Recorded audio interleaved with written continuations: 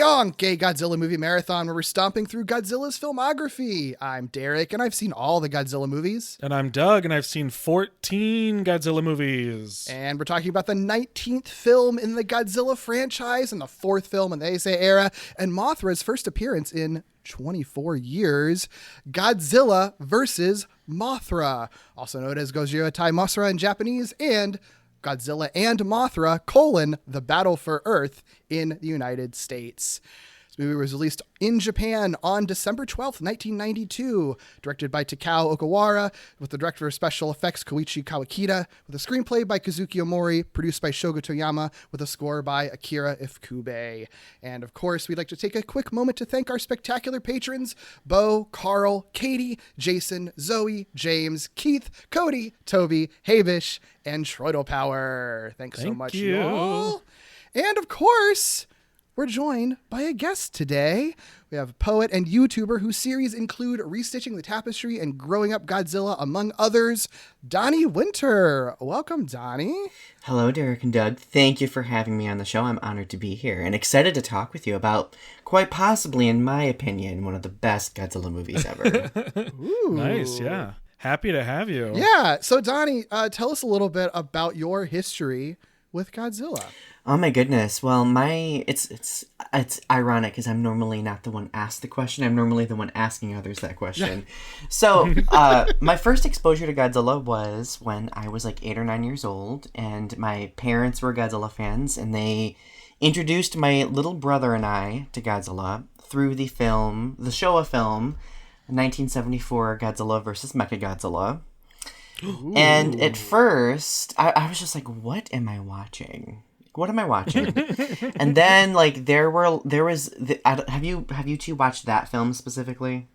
We have it for the podcast. No. Yet, so Doug has not seen it. Mechagodzilla is one of those things that, like, is impossible to be unaware of, but I just don't know when I'm going to finally intersect. Well, I will endeavor to not spoil it too much for you, but let's just say that out of the older Godzilla films, it is one of the more graphic Godzilla films. Oh. Yeah. And little 9-year-old me watching, friendly best friend Godzilla turn into graphic. Like, I was like, I looked at my parents, I'm like, are we supposed to be watching this? And they're just like, eat this up, kids. Like, this is great stuff.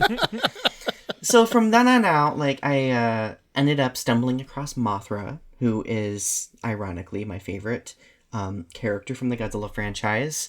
And I became deeply obsessed, got older, decided to participate more in the online Godzilla fandom, a smattering of different forums. I had my own website that I created called Kaiju Galaxy that consequently is 20 years old this month. Hey! And it just spiraled into a fixation that I love very much. So, yeah. Yeah. I love that. I mean, what is Godzilla if not a fixation for so many of us at this point? Exactly.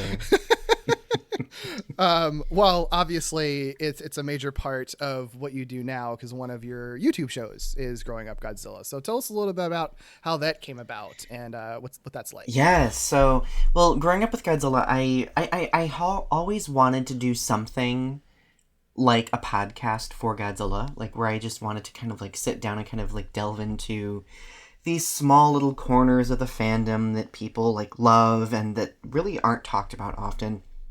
But really what the catalyst was is I had somebody, it was like 4 years ago, we were having a conversation and they brought up Godzilla and I kind of info dumped a bunch of Godzilla stuff on them. And then it stumbled into like me. Oh, I collect things. I collect Godzilla stuff. And they were like, you're 30 and you're still doing this? And I was just like, oh no. Oh no, you did not. You did not just say that. And I was just like, yes, I am 30 and actually happy. What do you collect and what makes you happy? Oh, nothing. Okay. So that was kind of the thing that like, it was kind of like the sassy retort to the people who say that, because there's always going to be those people who say, why aren't you growing out of that yet? It's like, no, like my love of the franchise is different now than it used to be. I feel like it's more refined and more grown than it used to be, but that doesn't mean I'm not going to still enjoy the imagination. It's not like I'm not going to get swept away by it from time to time. I think that being an adult warrants us to have a little bit of escapism. Yeah, it's weird because it's like asking when are you going to grow out of joy? Like, Yeah, right. I don't know why you would want to get rid of that. Right, you know? right. Like, who wants to become joyless and soulless? Like, I don't want that. But so after I started doing, I only envisioned the show would go for like a season, like maybe 15 to 20 episodes. I didn't think it was going to be a big commitment, but it ended up turning into that. I say that happily, not like, I mean, it is a lot of work, but I am very happy to do it. But once I started realizing that everyone really had their own story to share, like their own entry point into Godzilla, and how people, like listeners, really ate that up, I was like, there's something here. Like, there's something here that matters.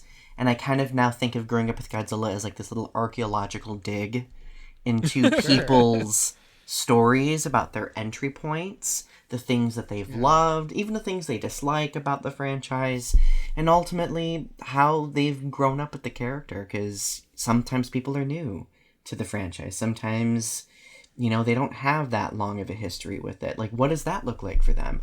Others have been fans of it since the 60s. What does that look like? What was it like to be a Godzilla fan in the 70s when it was like really booming, right? So it's just really fun having those conversations because you get like a unique perspective that way.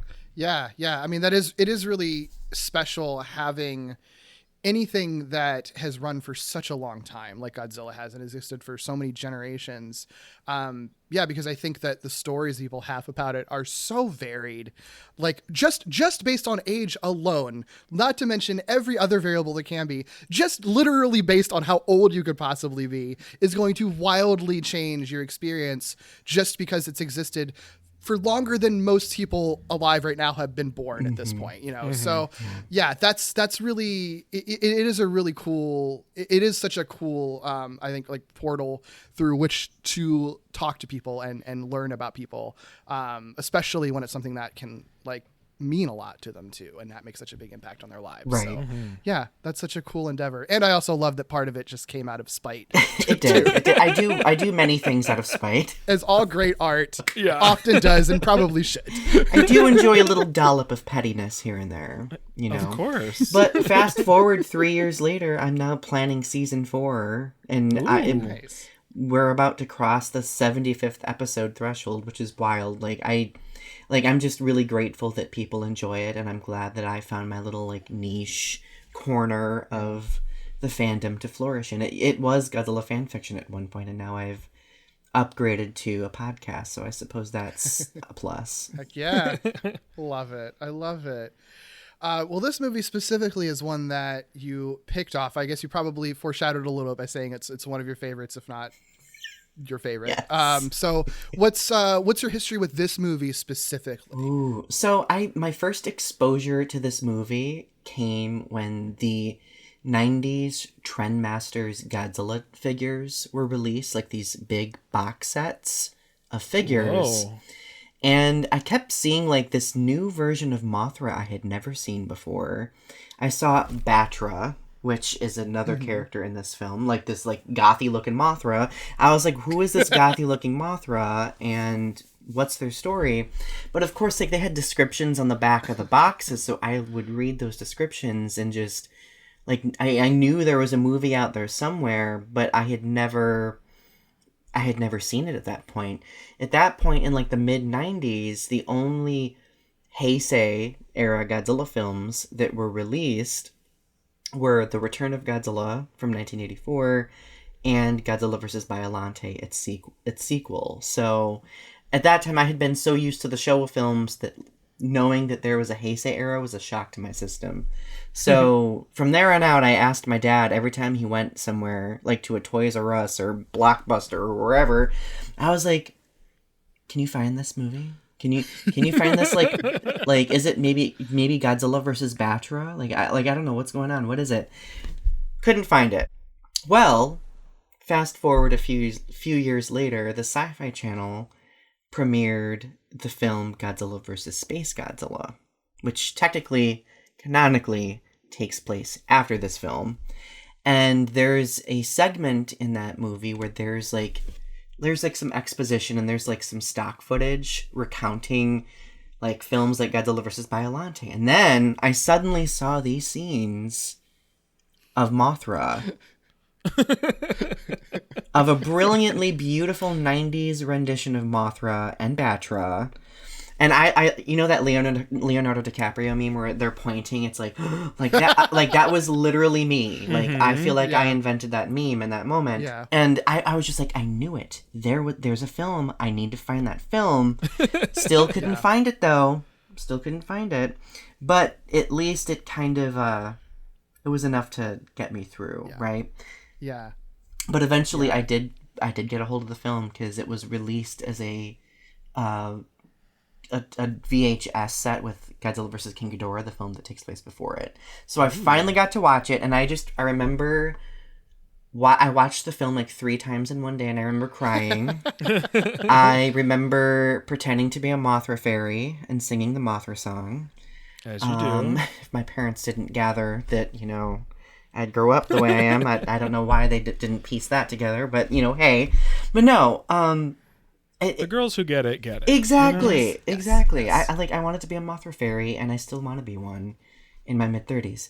But ultimately, it was a surreal experience to finally get to watch that film that I had waited to see for like 7 years. That had to make it so magical. And not to be all like kids today, but like kids today would never understand like not being able to just Google what this movie is and then find it somewhere on the internet. I was thinking about that because to sit there and know that there are characters from some movie and to not know what that movie is called and have no real way to figure it out without like shotgun asking a bunch of strangers in hopes that someone knows something is truly an experience nobody has anymore. Yeah. Yeah. And also with Mothra, it's sort of like, I saw a movie where it's Godzilla and Mothra, and it's sort of like, there's like 17 of those. Like, I guess here's this one, right? Like, which one are you talking about?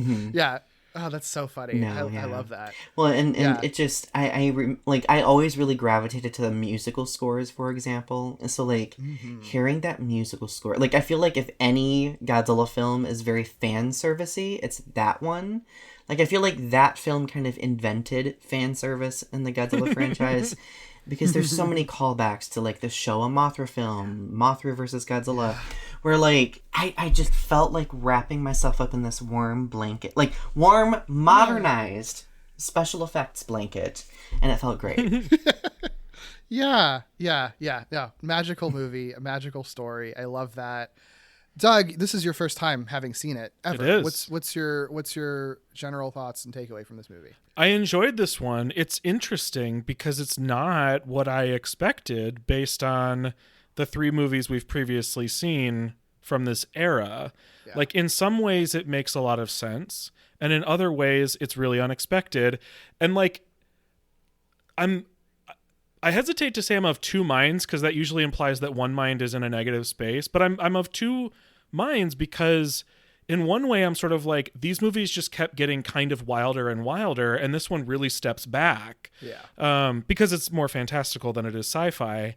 But then there's the other side of me is like this harkens back so much to like the Showa movies we've watched, and it feels like very intentionally meant to feel like one of those movies for people who probably grew up with those movies. So it's interesting. It's like two separate reactions to it that aren't really in conflict with each other, but are happening both at the same time. Yeah, it is. This is the one that I think is sort of, I find kind of interesting sometimes to read about people's thoughts on it. 'Cause like even some of the books that I use for research, like one of them, a great research source was the David Kalat book that I source all the time. But it's like, he's so hard on this movie, like in the critique of it.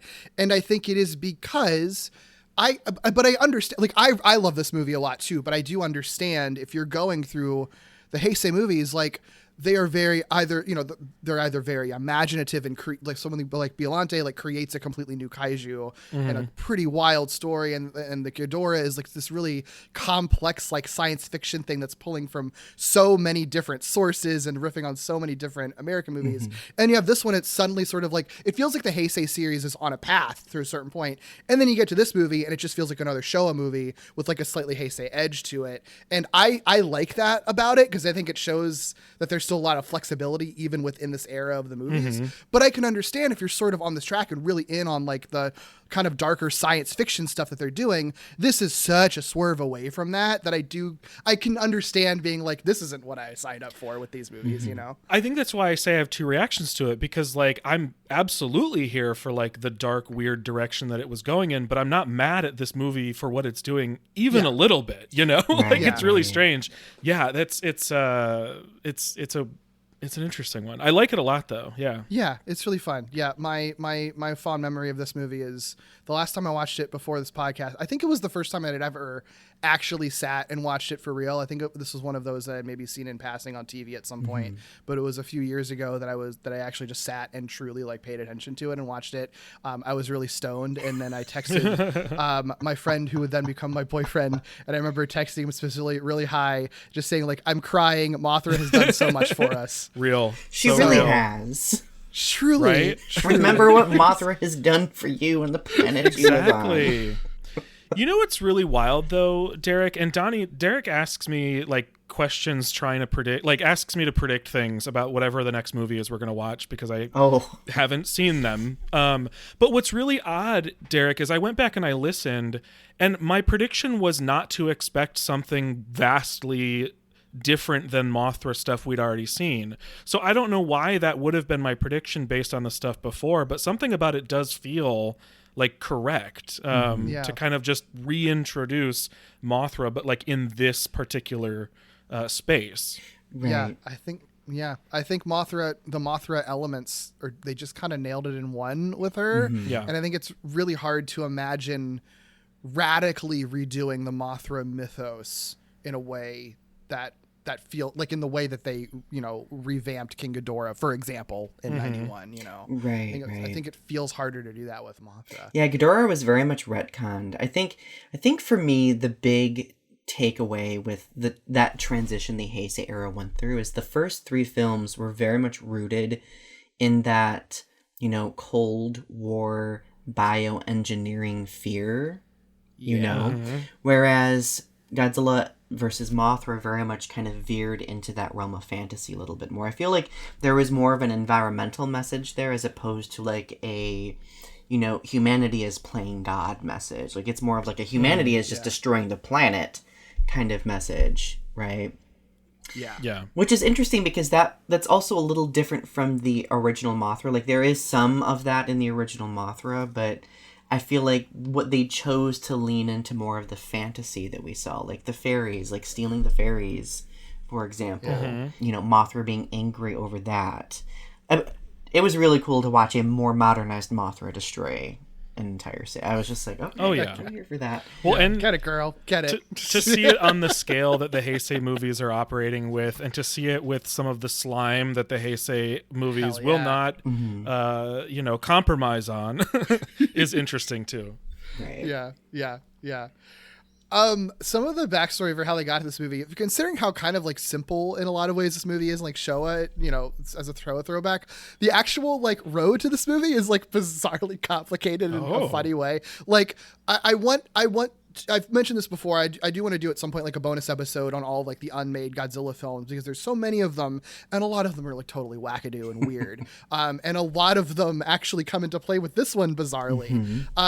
Because honestly, like the idea of bringing Mothra into the 90s, Kazuki Amori, he wrote Biollante and Ghidorah and directed those and ends up writing this movie. like he had wanted to bring Mothra into the Heisei era as early as like 1990, and had come up with Mothra versus Bagan, which is the monster that has come up before, because that's one when they were developing Return of Godzilla, they were trying to have him fight in that movie, and that's a monster that just pops up in many unmade scripts. And the story of that script is essentially it revolved around a vengeful dragon, Bagan, who sought to destroy humanity for its abuse of the Earth's resources, only to be defeated by Mothra. Sound familiar? But what's funny is that like you'd think it would be like, oh well, that just gets turned into this movie, but it's actually like ends up zigzagging because that script actually does not go through for a couple of reasons. One, Biollante doesn't do well in the box office, and so they get like kind of nervous about that. And Mothra, they were under the assumption that she was a character that was like more in Japanese culture that maybe we are difficult to market overseas. I think we might have brought this up in our Ghidorah episode, because that's how they end up landing on Ghidorah being the thing that they think would be more marketable internationally and a good fan servicey thing. So Mothra kind of gets put on the back burner. What's funny is that even that like original script though, like the Mothra versus Bagan script, like it was still going to be kind of in the same universe. They were going to have Miki appear in it. It was going to specifically like tie into Biollante and potentially lead to a crossover film with Godzilla anyway. So like the road was still being paid for like what this movie would be.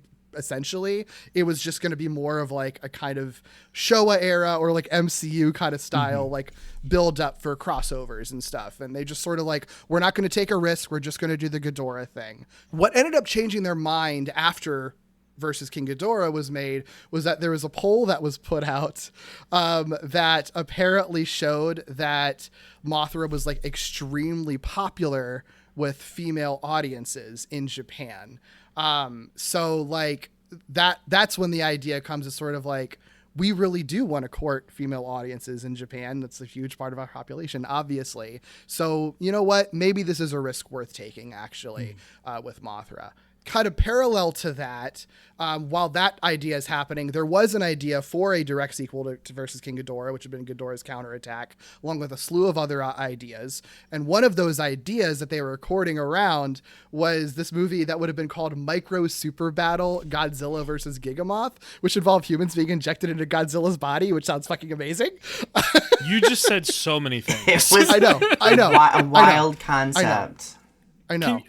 Can you just like say that again? Like it is. I'm okay. You said micro. What was it?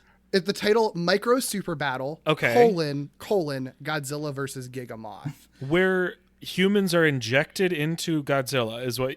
Okay. Of course, okay. Doug. I mean, if you think about it, kind of a brilliant idea. I'm surprised that movie's never actually happened. Sounds fantastic. That is wild. Wow. Yeah, but the other monster that would have been in there would have been Gigamoth, which is like a dark and twisted Mothra. That I think in that case it was going to be like mutated because of pollution.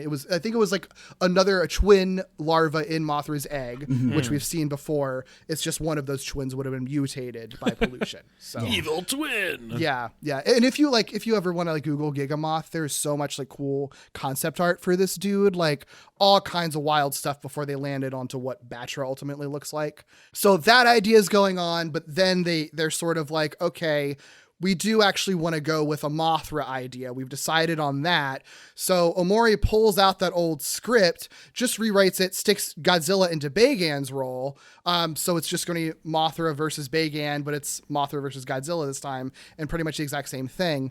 That script doesn't really get off the ground, though. They don't approve that one. And instead, Wataru Mimura, who is someone we haven't intersected with yet, but we will for future Godzilla movies, he is another screenwriter that also writes a draft of that idea, but instead of just directly swapping Godzilla for Bagan, he actually takes that Gigamoth from that other story, swaps Gigamoth for Bagan, and then makes Godzilla sort of a third role in the story. But then that script also doesn't get off the ground, but Omori is like, yeah, but this sort of trifecta idea does actually work. So then he takes that idea of rearranging those roles and structure, reworks Gigamoth into this new character, Batra, and then creates what we have today, which is Godzilla versus Mothra. Gotcha. Yeah. It's wild because you think it could just be like a straight line, like Godzilla, Mothra versus Bagan, make it Godzilla versus Mothra, but it actually like goes in like 14 different directions. There's multiple other scripts involved. And still, yet the movie that we get is pretty straightforward. Ultimately, Yeah. There's so many fragments from Mothra versus Bagon in Godzilla versus Mothra '92. There's some like tidbits through the rest of the Heisei era. There's like Destroya, for example, like has some of those tidbits, and then the '90s Mothra trilogy actually incorporates some small like little dollops from Mothra versus Bagon as well. I don't know if you guys have watched that yet, but No, but I've been Not given yet. the green light to watch those, I believe, right, so Derek? good. I don't. Yeah, yes, I think that we should do a bonus on those or something Okay. like that. Yeah, because I think that we should, because people have been asking. The for challenge that is that we can't watch everything, but people want us to watch everything. basically, yeah, The pressure, right? I know, right? Yeah, I mean, it's so funny that that's how we end up here. And then like the major, I mean, it's a lot of the same people still involved. The biggest shift is just the director. Kazuki Omori, he directed the last two movies. He's still involved. Like I said, he still writes the script, but he steps down from directing. And we have Takao Okawara, who is the new director stepping in, who had been working since the 1970s. He'd worked alongside Ishiro Honda and Akira Kurosawa on like non-Godzilla stuff before, so it made sense for him to come up. And he eventually became a chief assistant director on Return of Godzilla, and had made his directorial debut for Toho in 1991 with Reiko Psyche Resurrected, which is a sci-fi horror movie about psychic high school students that I've never seen, but sounds really fucking fun. I'm really interested in watching that at some point. But if his name sounds familiar for you, Doug, we have talked about him before because we have already seen Godzilla 2000, and he does go on to direct Godzilla 2000 after this. Okay. Yeah. But either way, this is pretty early in his career. This is really only like his second real full directing job, which is a lot to put on this dude's shoulders for the big Godzilla Mothra movie for this early in his career, really. Yeah. Yeah. But other than that, it's a lot of the same people working on it. Omori does the same thing he did with Biollante, where and Ghidorah, where just like with those movies where he's riffing on like James Bond and Terminator and stuff, he finds an American blockbuster to latch onto. In this case, Indiana Jones. How could you have guessed? Yep. So no surprise. But yeah, I mean, honestly, I have some other making of things that can come up as we talk about it. But like that's the main production story behind how we got to this movie. They took like Toho took such a risk. Oh, well, I think they were worried about the risk, like you were mentioning, Derek, about like unfortunately Godzilla versus Biollante just did not do well. Ironically, now it has kind of like a cult following in the fandom, but like at that time it did not do well, and they were. I mean, I think they were kind of thrown by that. They were just like, "What do we do?" And I think that's one of the big reasons why it just took so long for Godzilla versus Mothra to transform into what it is now, right? Because they wanted to get it right, or at least they wanted to, honor those like classic stories. And I think part of that nostalgia factor that we see in the film was intended to bring back more people.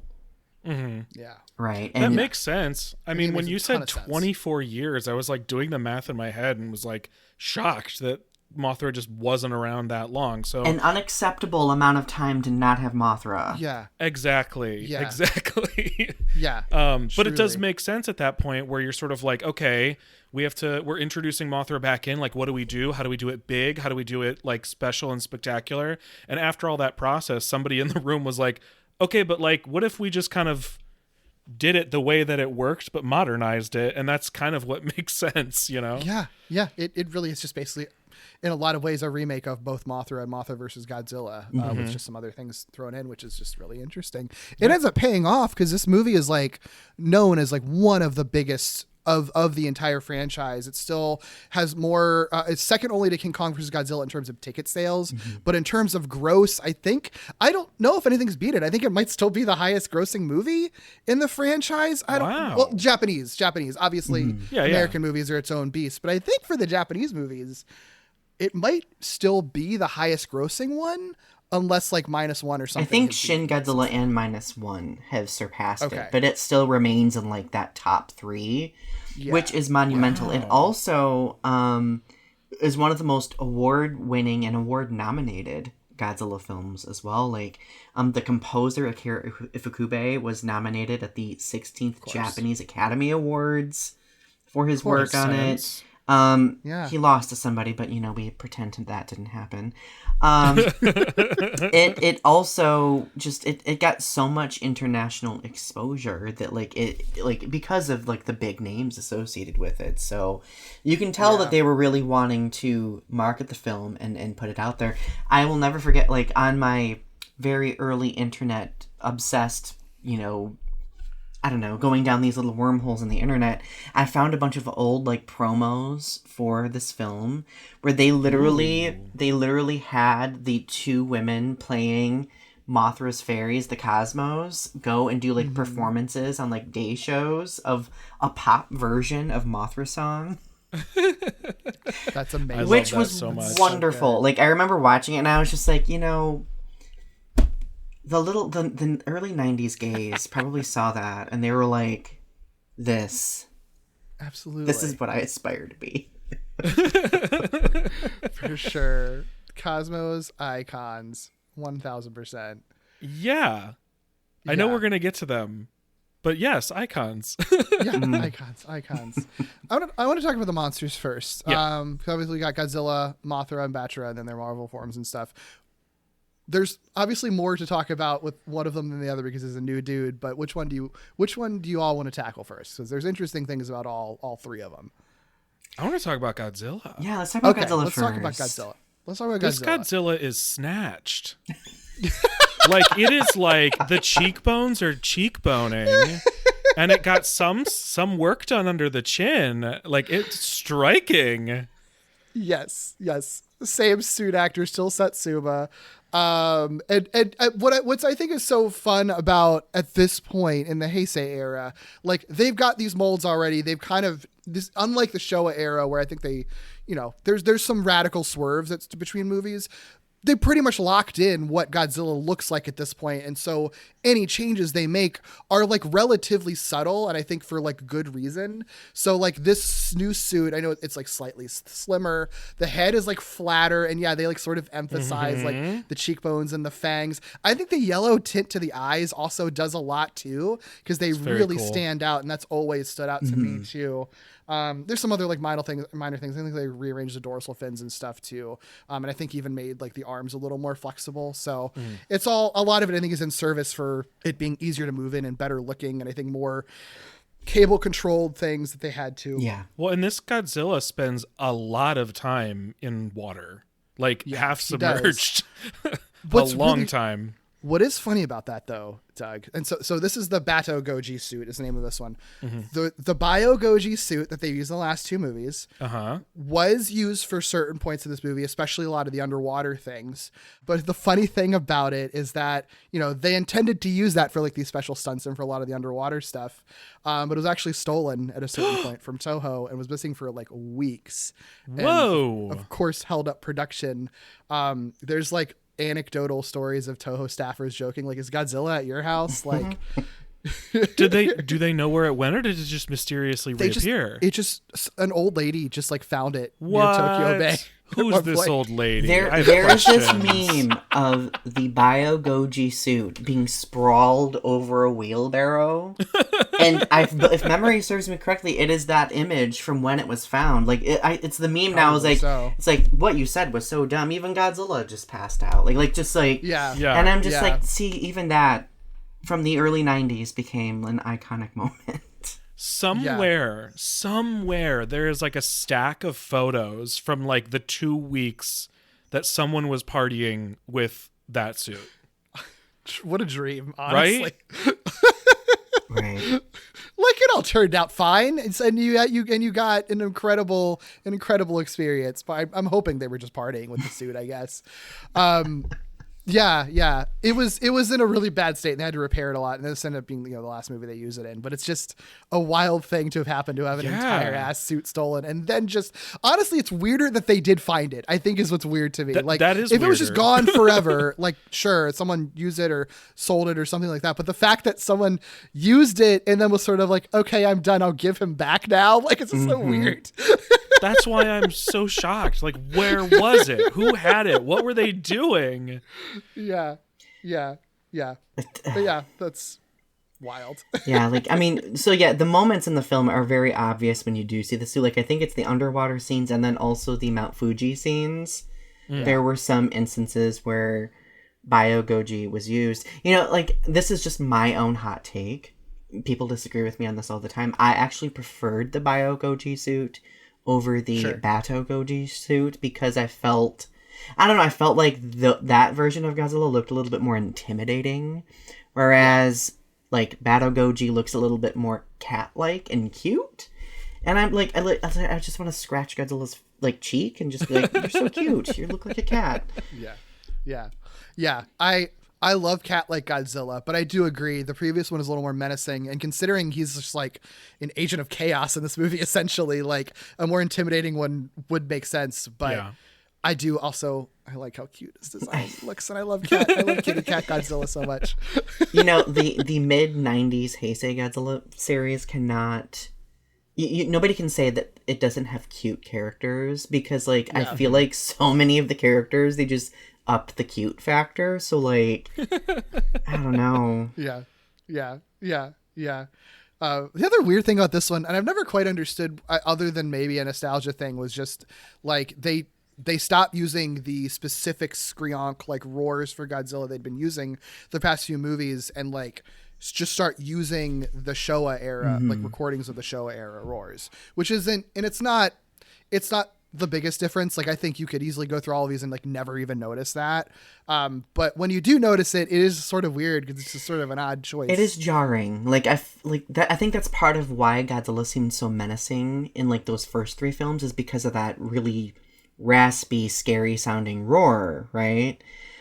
Because we had associated that Showa roar with like Hero Godzilla for so long that like when you hear it, it's like, is this Hero Godzilla? What's going on? Like, they also changed like the soundscape for like his atomic breath as well, which I remember when I first watched the film, it bothered me. Like, like 14-year-old me was just like, I don't like the soundscaping here. Like, I don't like the sound effects. But I've gotten Doug, over it. Does any of that even like clock with you when you're watching it, Doug? One of the things that's tough for me is that I'm not watching things in order. So I think the last thing we watched was a Showa film, and so I'm going from, it sounds like a Showa sound to a similarly Showa-ish sound. So I didn't notice it right away because I didn't go back to watch versus King Ghidorah before watching this one. No, I think that makes sense. I mean, I think that's one of those like it bothers the nerdy people, but then everyone else watching the movie is just sort of like, yeah, it sounds like Godzilla. Like, well, but if you are watching them, if you watched these four movies in a row, I think it would probably stand out. That's true. Yeah. No, that is a good point. Yeah, it's an odd choice, and I can only guess it's just for the nostalgia factor thing, I guess. I think it makes a lot of sense. I mean, there's so many things that they're doing in this movie that make it really clearly meant to feel like an older movie than it is. Sure. Yes. Yeah. Speaking of kind of Mothra, because and I only make that transition because I think it's interesting that how much they don't change Mothra's design for this, really. But this Mothra is so beautiful and so fluffy, majestic. And just like, you know, I probably did like a cover art too early because I did one for Mothra and like didn't know, I hadn't seen more than one Mothra yet, and so I didn't really know how to like differentiate. And so the Mothra that I actually was referencing when I did my Mothra artwork, I'm pretty sure was this one. And I'm like not that mad about it because it's so pretty. And she's so cute. Like this Mothra, like she's got some curves. Like she's a little bit more like bulky than the Showa Mothra, and I'm like, I'm okay with that. I'm like, okay. Yeah. I love her claws too. I think her claws are more clawy than the Showa era one in a way that almost like a little bit, almost like kind of bird like talons a little bit. They feel a bit more substantial, like they're not just gonna snap off, you know? Yeah. It was modeled by the same person, Keizu Murase, who did the original Mothra larva and Amajo props back in 1961 too. So it makes sense. Why improve on perfection, unless you just make her slightly fluffier, I guess. And the design of the larva barely changed at all. Like, the only difference is that they added like this spike to the end of her like tail. Like, but I mean, really, that I can recall, nothing has extensively changed. Maybe some like designs for like the mouth, the mandibles, but beyond that, yeah. I mean, there was, I think, 2 self-propelled larva props for Mothra with wheels, obviously. There's one that was like a 1.6 meter long one, and then a slightly smaller one that was just like 1.5 meters. So, like, I don't even understand why you have such a minor differentiation in size, but sure, I guess it worked for them. Let's see. I'm just looking at some random fun facts about the Mothra stuff. The Amajo, is it Amajo or Amajo? I've never known how to actually say that. I always pronounced it Amago. Amago? Is it Amago? But I could be wrong too. I don't know. I learned that word today when I was looking some stuff up. I always read it, but then I never actually say it, so I don't know. The Mothra Moth version, the props. There was obviously there's no actor in the Mothra suit, just as usual. It's just a prop again. There's a larger 3.5 meter prop and a smaller 1.5 meter prop. They both had radio controlled moving parts, which I think is really fun. And then of course they have a smaller one. There's like a smaller one, and I think a very, very small one of Mothra, Godzilla, and Batra for when they're like carrying him into the ocean. I was wondering about that. Yeah, like you can look up some photos where like you see the scale of it, and they're just like big toys that they're playing with, which is really cool. Yeah. They use styrofoam powder for the cocoon, which I didn't know you could mix powder out of styrofoam. I don't really understand how that works. That sounds horrible. Yeah, it sounds like a huge mess, right? Yeah, that sounds like... Imagine inhaling that. I think that would kill you. For a movie about environmentalism, I feel like releasing styrofoam powder into the world is not ideal. That's so funny. Yeah. They use phosphorus powder for her scale attack. Probably not good for the environment either. Her silk looked really similar, I think, at least to my memory, as the original, or some of the original silk, and I was surprised. Is it the same thing, or is that what you were talking about with the styrofoam? That's the styrofoam, because in the original movies, it's like a liquid rubber that they used, I think, that would be really hard to clean up. So I think that's why they switched to styrofoam, because then it could just sort of float in the air, I think, a little more, because it's so weighs so little. Yeah, you know? It looks so cool, and it's so like gentle. And I take issue with the sound effect they use when it hits Godzilla, because it's the grossest sound effect when it hits Godzilla, but it's like the most beautiful silk spray. Yeah. They're sort of, we got to make this as gross as we can, even though it's still a beautiful. Heisei movie, okay? Didn't Mothra's silk spray kind of like burn him or something? Because I remember I think so. I remember watching the scene and there was like steam rising out. I'm like, is it like acidic silk spray? Like, are we upgrading Mothra to? It's really confusing. Look, they have so many powers in this movie. They're always shooting beams at each other and everything. Like OP Mothra in this one, I guess. They call it the Kawakita beam spam. Like in the 90s, like, this is just the theory. Like anime, like animes like Dragon Ball Z and Sailor Moon were so big, and they were like very beam spammy. So like I think that like the kaiju films, they were like, well, we gotta step it up. We gotta be beam spammy like everything else. Like, I know the prior film was kind of that way, but like this film took beam spamming and like made it the whole film's personality. So it is really that's so true though. Because I think it's interesting, because it's like, I think with Ghidorah it makes sense because they're both dragons with mouths and he's sort of matching Godzilla, so of course they both shoot beams.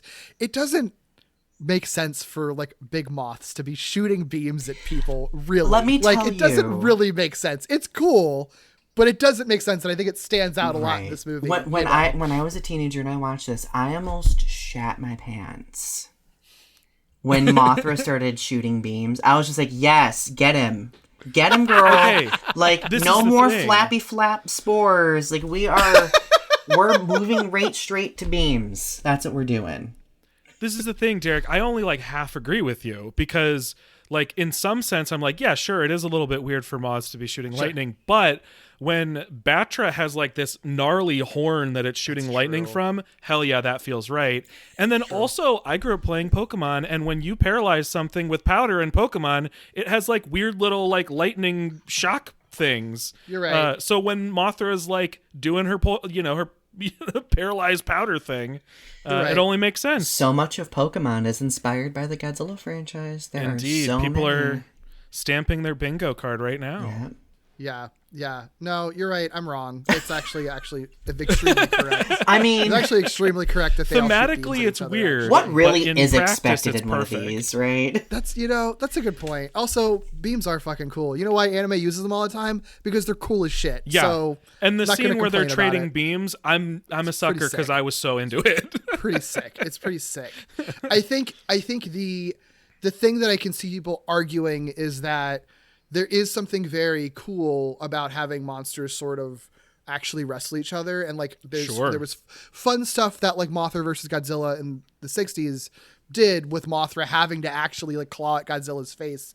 And I think when you have the beam stuff, you get less of that. And I do think it would have been cool to see what they could have done with this level of special effects if the creatures were getting more physical with each other. Sure. Because it is definitely got to be more challenging with flying bugs fighting Godzilla. How do you choreograph that fight? I do think they could have choreographed something really, really cool. Yeah. And so I do think the beam thing ends up being a little bit of kind of a fallback thing. Yeah. But it doesn't mean it doesn't look cool as shit.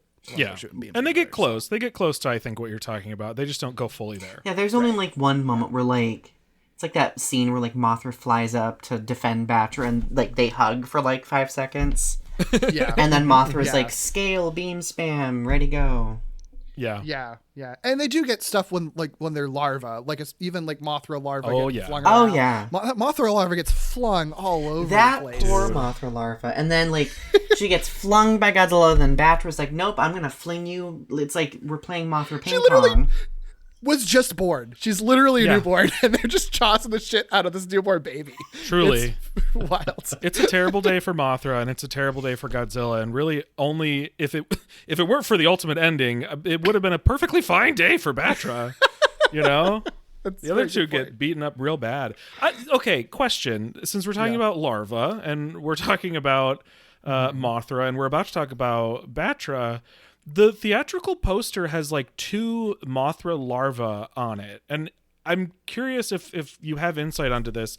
Is this just a way to like hide Batra, or is this a way to like bring people in as a recognizable thing, the 2 Mothra larvae, or is it just the artist did a thing? I think it was just made very early in production, because if I read correctly and I'm remembering my timeline correctly, I think the poster was made while the movie was early in production. And I think some of the Mothra design was based on the poster rather than the poster being based on a Mothra design.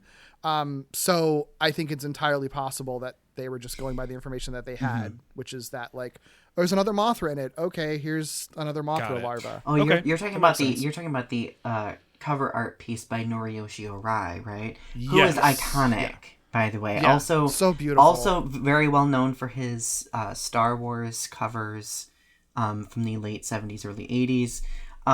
But oh my god, yeah, wow. So like, yeah, I think I agree with you, Derek. I think it was very much like that the earlier versions of the story that kind of like inspired the image. But I also think part of it could have been the nostalgia factor too. Like people remember 2 larvae, right? I felt like it could have been several things. I mean, it's a stunning poster. Yeah. But I couldn't help but notice the 2 larvae. Yeah, and you know what? It's funny. I'm glad you brought that up too, because I don't think that we've really mentioned that in the previous Heisei movies. But like Noriyoshi Arai's art, every single one of them are so fucking gorgeous for all of these Heisei movies. Oh like, yeah, the King Ghidorah one is like obsessed, mind blowing. All of them. Like, why don't we make movie posters that look like this anymore? Oh my god, that Godzilla versus Biollante poster will always incredible, etched in my soul. It's so good. And he goes on to also do illustrations for some of the newer Godzilla movies too, Godzilla versus Megaguirus and Godzilla Final Wars. So, yeah, it's incredible. I love that art so much. It's so good. Yeah. My one last thing about Mothra before we move on to our hot topic boy. There was an idea to kill her and then revive her as a Mecha Mothra, just like with Ghidorah. Would have loved to see it. I don't think it would have fit into this movie at all. But I'm also like, I understand how you get there. Sure. That's, I mean, maybe that is the future I would have gotten, and if that's the future I would have gotten, maybe I'm solely in the camp of this one instead. The one we got. Yeah. And there is like there is some debate on whether or not even that concept was carried on into the Mothra trilogy, but I will not spoil that. Oh, I will let you all absorb that when you get a chance. So heck yeah. But Batra, we gotta get our dark twisted goth Mothra brother. Gothra. Yeah. Gothra. Exactly. I was like the naming for him, like before he was Batra for Battle Mothra, originally just called Badora for Bad Mothra. That is really funny. I was trying to figure out where the name came from, and then I think at a certain point in the movie I like stopped thinking about it because like the movie is cool and happening. But I kind of figured, because I didn't know what Batra would look like fully formed, and so part of me was sort of like, is this going to be like a bat-like version of Mothra? But Battle Mothra makes a lot of sense. Yeah, the larva suit actor is Hurricane Ryu Harrykin, who we talked about in the Ghidorah episode extensively because he played Ghidorah. And then obviously the big ol' I'm avoiding saying Amajo. Just say adult version. Adult version. The big ol' adult version obviously is props. Yeah. This design fucks so hard. I love how he looks. He's so cool. I mean, he's like so edgy 90s. Yeah. But you know what? He should be. Like, he should be. I think it works, Yeah, I love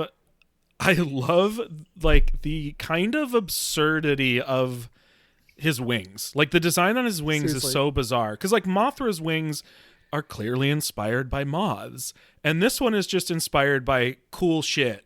Like that's really what it is. He's like a gremlin, like from Gremlins when they become their monster forms. Like that's sort of his vibe, and like the fact that he has like red lightning on his wings, like it's just so funny. Like it's amazing. What a guy.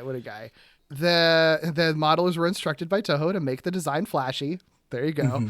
There was only one suit actually created for his larval stage, composed of two halves that could be separated or rejoined depending on what they are using. So some shots they only have the top half because the feet kind of would interfere with Harrykin walking.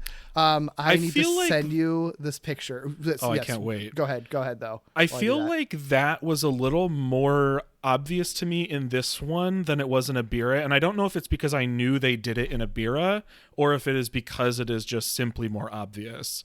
But I did notice it. Oh my god! I've seen it. This is incredible. What a little guy. Yeah, Batra with the lower half, it's like he skipped leg day. It's like this giant caterpillar guy with two little human legs sticking out. It is like one of my favorite images of all time, I think. That's amazing. Oh, that's so fantastic. But yeah, I don't, like I said, I don't know if it's because I was aware of the practice already or what, but this time I did notice that. And I was hoping you would say, because I was like, I hope I'm not wrong.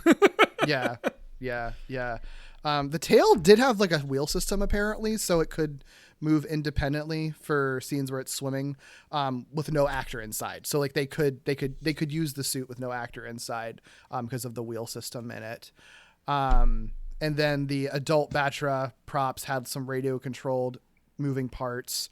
Just like with Mothra, there was like a larger prop, a smaller prop, and then the little tiny little guy prop that they used for the end of it. His roar is just Rodan's roar, like the original Rodan's roar. I was trying to figure it out. It's so weird. Like, why?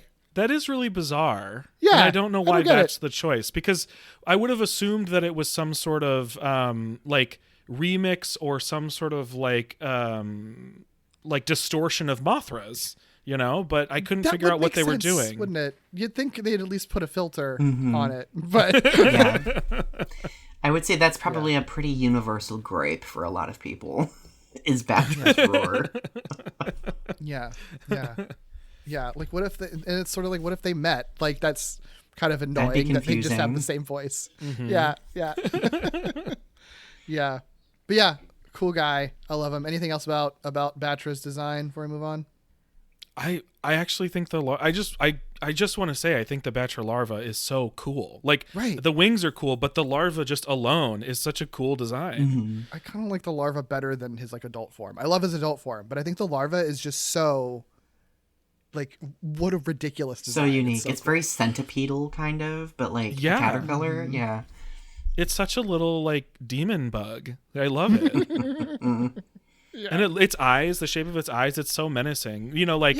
Mothra's eyes are so prominent and like so iconic. Like it makes sense that they have such a different eye shape and a different vibe. Yeah. Which it's so fascinating that they make him so kind of demonic looking when like he's not really a bad guy. Ultimately, he's only bad relative to humans wanting to be alive, but like his motives are technically like altruistic, just for the planet and not for like living people. You know what I mean? Like, yeah, sort of interesting. He's like an enemy to humanity for all the right reasons, but I do think the idea is that he like can't stop and will just like keep going. That's true. That's and true. like who knows? Maybe that is correct. Maybe, I don't know. Well, cool. Let's talk about some of our human people. I have an interesting cast. What did you think of this cast, Doug? I think that this movie follows suit with the last couple and having like pretty instantly identifiable cast members. Like, I feel like the past few movies we've watched from Heisei, which I guess is all the ones we've watched from Heisei, I feel like I don't have a hard time remembering those characters, where I do sometimes with the Showa era movies. So I don't know. I like these folks. I recognize one of them. Instantly recognizable. Our guy from, is it Yuji from Millennium? From Shinoda? Oh yeah. Takahiro Murata plays Ando. Yep, he's from Godzilla 2000. I love that his whole vibe is just that he's always in a suit. Like, even when he's on a remote island, he's still hiking in a suit. I do think he's kind of like the standout character among the cast, because he's the one. I know that I know that Takia and Masako have this sort of like exes, divorced couple sort of like journey together, where they're like learning to, at the very least, like respect each other again. But I do think like Kenji Ando's story is like the story that this movie is trying to tell with regards to the environmentalism of it all, and sort of like the person who represents the problems with humanity ending up kind of like in the right camp with Mothra and with Batra. So I think he kind of like rises to the top as far as like thematically this story goes. And the actor is good and instantly recognizable. So if he were a character in the Showa era, he would have been squashed by Godzilla. Like, I feel like they did give like what seemed to be an unredeemable character an opportunity to actually have some sort of arc, which I thought was really interesting. Like, I was like, okay, that's super unique. Yeah. I'm liking the Heisei characters because I feel like they seem to be more interested in this era in having distinct characters from movie to movie, whereas I feel like a lot of the Showa ones we've watched have been fitting their characters into specific archetypes that kind of are represented in each movie. That's probably why I remember these ones better, right? Like, even just having Takia and Masako be a divorced couple is different and gives them like an instant identity and relationship and dynamic. Yeah, no, I totally agree with you. Speaking of Takia, first of all, I think it's very funny that like his whole deal is that he's like a thief and a criminal and everything like that. And then they also immediately make that connection to him also being sort of their Indiana Jones like XP, which is then sort of like interesting that your perspective is that Indiana Jones is a thief, like, which He's a thief. Not untrue. He's a thief, and the only thing he stole from me as a teenager was my heart. Because he, surprisingly, was like one of my gay awakenings from the Godzilla Interesting. franchise. No, I think that makes a lot of sense. I loved Indiana Jones. Like, I would go watch my mom's Indiana Jones VHSs, not for the reasons she thought. I'd be like, Harrison Ford is so attractive. But, like, when I saw them, like, playing on the Indiana Jones things, I was like, okay. I see where you're going with this. Sure. I think it makes a lot of sense. Action hero, headband, bad young boy pretty energy. guy, bad boy The energy. mullet at the beginning, I don't know, God, that did something for me. I was just like, what is wrong with me? Yeah, it's sort of like early Tommy Oliver energy. You know what I mean? Like there's a little bit of bad boy, head boy, little mullety. Yeah. Yeah. I like one of the ways they showed that he's tough is by eating an entire lemon slice and like not taking a plate out of it. Incredible. Out of it. And for some reason, when I was a teenager, I was like, that is hot. Yeah. It's like, oh, I know you might be turned on by someone like tying a cherry stem with their tongue. Right. I'm turned on by this Indiana Jones thief with a little headband on. Like, you eat that lemon slice. Yeah. Tetsuya Basho is the actor who plays him. This is an only Godzilla movie, but he's actually like really interesting. He played Ultraman in the 2004 movie Ultraman the Next, for one, and he's been the host of the Miss International pageant, which is funny. Okay. But he's mostly like honestly like he's a huge theater actor. He's done a ton of theater in Japan, like playing like Jean Valjean in Les Mis from 2003 to 2011. He was Franklin Hart in the musical adaptation of 9 to 5 just this year. Like, if you look through his whole list, it's all recognizable plays that he's been in like major roles in Japan, which is really fascinating. That's really cool. Yeah. And then Masako, his ex-wife, she's played by Satomi Kobayashi. This is also her only Godzilla movie. She's one of those actors. There's a few of actors in these movies where like they've done a ton of stuff in Japan and it just hasn't really crossed over into America.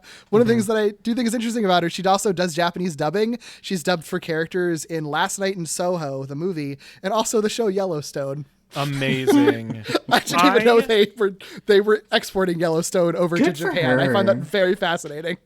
International like dubbing across live action, like even including like American actors who dub like international movies, like that is also fascinating to me because the various characters that like one person plays is so it's always so entertaining and so funny. Yeah. It's fantastic. She's interesting. The actor is great, and the one thing is I wonder if like Masako could be a clearer character or not. Like, I find her memorable, but I don't know if it's because she's kind of like singular in this movie or if it's because of her role. Do you know what I mean? I remember her sassiness. Like, that's what I remember. And like her like arguing and eviscerating her ex-husband all the time. I thought it was hilarious. Love that. It's pretty fantastic. I think it's good. I think maybe if there's a problem, it's that because she's his ex-wife, I feel like she always has to be, wherever her character is, has to be somewhere positioned alongside him, whether it's in conflict with him or in agreement with him. And so she doesn't really have anything to do that feels like is solely for her. Like, it's always kind of associated with him. Which is interesting because she's brought into the picture because of some expertise, right? So yeah, it is interesting she doesn't at least get her scene of like, this is why she's involved in the process outside of just like her ex is there. But like you can infer it, like you can tell that she's there for a reason. Yeah. I still like her regardless. Oh yeah. And their daughter, Midori. Midori. She's great. Yeah. I think she's really cute. Yeah. I mean, I love that she's just like she just knows what's going on the entire time. She's like, yeah, Dad, I know you're a thief. Oh, hey, Mothra, what's up? Thanks for saving us. Like, not really freaked out by anything that's going on, which I find very funny. Yeah. I love that she jumps right into talking with Mothra. It's fantastic. Yeah. My only gripe about Midori, the beautiful, beautiful, serene scene in Tokyo when Mothra's emerging from her cocoon amidst the phenomenal reinvention of the song Sacred Springs. Ooh, yes. And then it pans to her and she's like, nice. And I'm just like, you took me out of the moment. Like, what do you like? In retrospect, it's very wholesome, but I was just like, who sat down and thought that idea?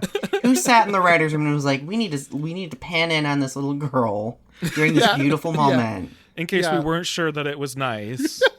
Yeah, because we never would have thought that.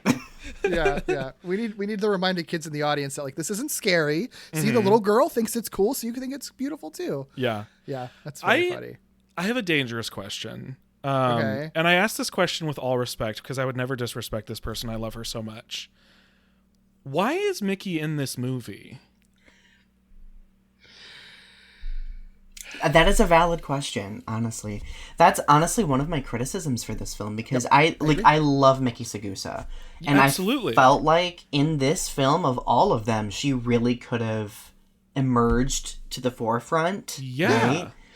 Right? But I think it's because there were so many other big names in the film and so many characters that they just they wanted to allocate so much more time to this family dynamic that it sacrificed Miki Sagusa as a result.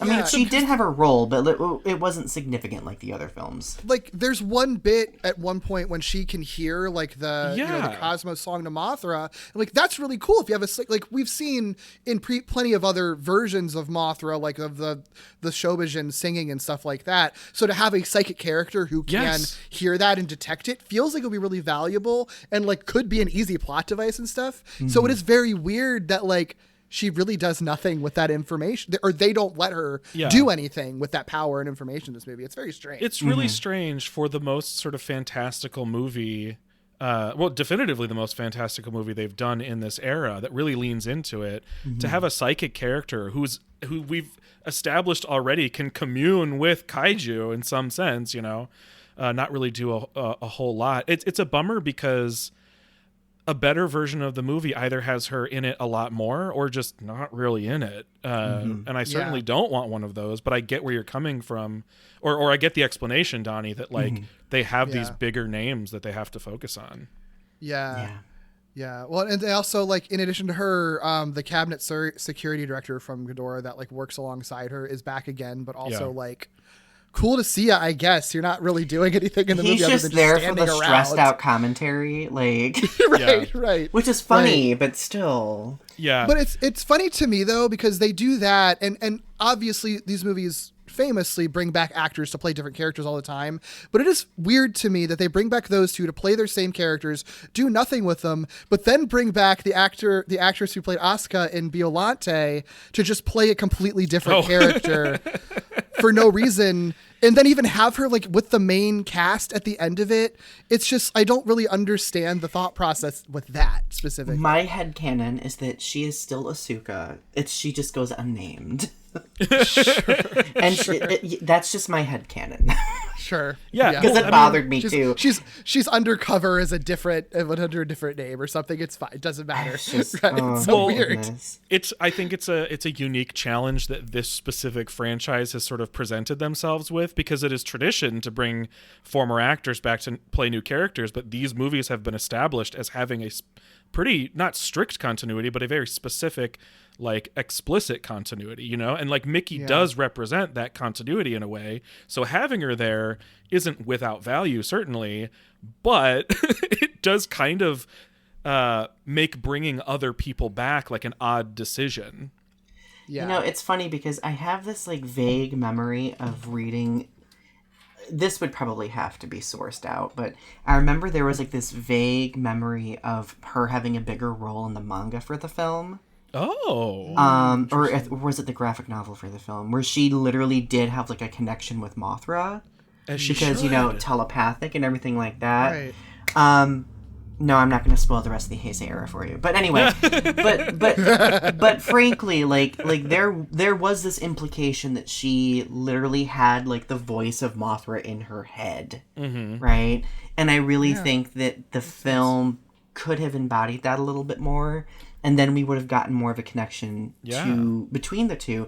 One of my big gripes is, periodically throughout the film, you don't really know who Mickey is cheering for. Like, one moment she's like Mothra, woo, and then the next moment she's just like Godzilla, oh no, and it's like, Mickey, like, girl, like we need to pick a side here. It's like, I love all monsters equally. Like, well, how compelling would it have been for her to have sort of leaned on her connection with Godzilla in this movie based on what story they're telling? You know what I mean?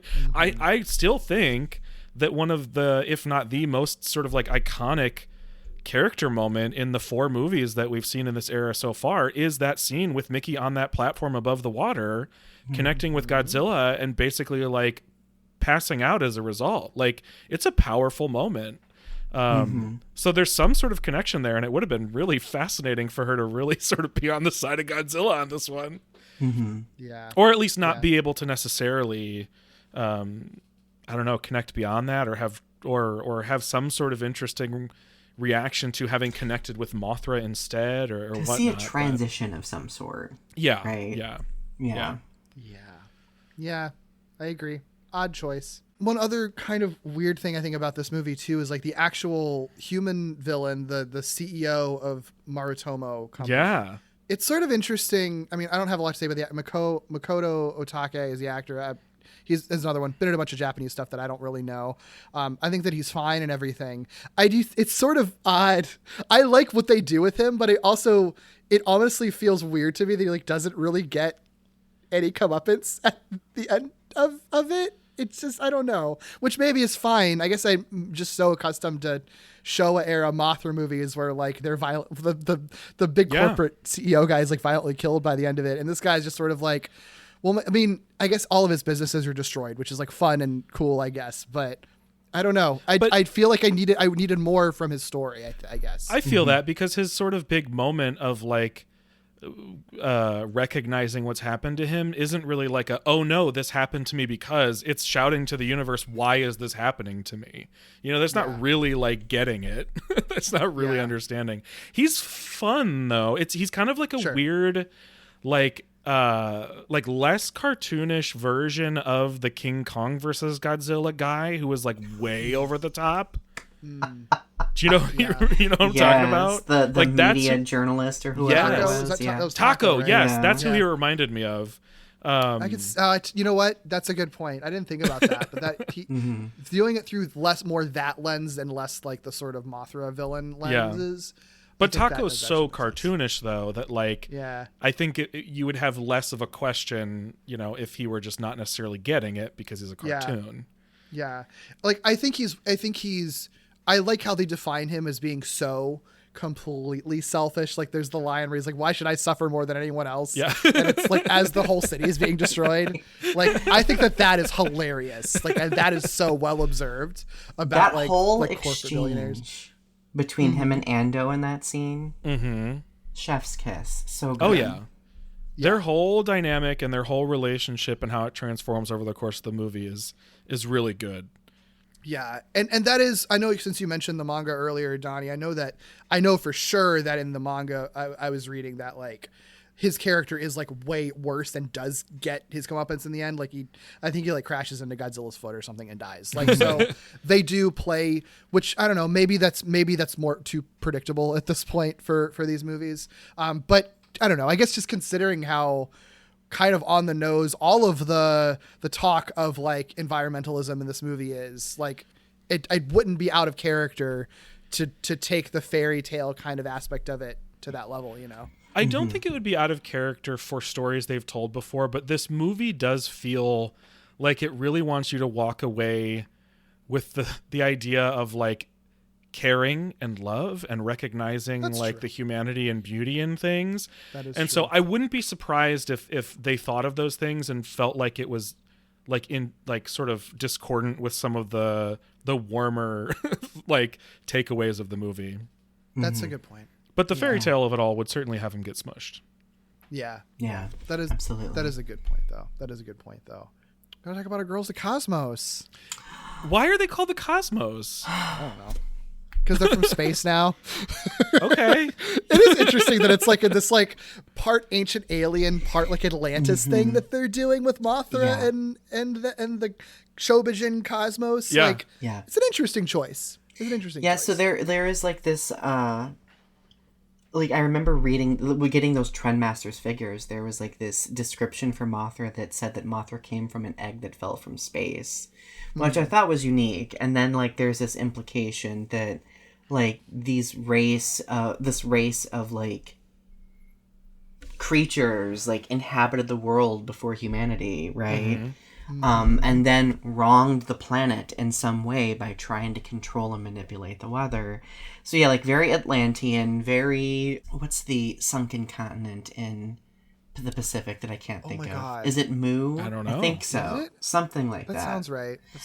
But no, like there's very much like a lot of like South Pacific mysticism in Mothra that I think really makes her super dynamic. But I can tell that they were kind of playing into that when they retconned the cosmos from like the, because like with the Shobijin in the Showa era, you don't really get all of that context. You don't really get like that backstory. Yeah. And I don't dislike this backstory. I find it really, really interesting. Yeah. I don't know if part of renaming them is to separate sort of what the Shobijin were and representing and what they're representing. I just found Just wait until you watch the Mothra trilogy. Oh, I can't wait. You're getting me so excited for the Mothra trilogy. But yeah, that was my very first. I thought I like misread something when I was watching it. There was like a weird translation. Yeah, or strange translation. But I was watching it on Criterion, so I was like, well, wait, no, this isn't just like some random, somebody taking liberties with the subtitles or whatever. But I like them. They're not twins, right? Unless they're fraternal. No. The actors are not related. No. It's Keiko Imamura and Sayako Sawa.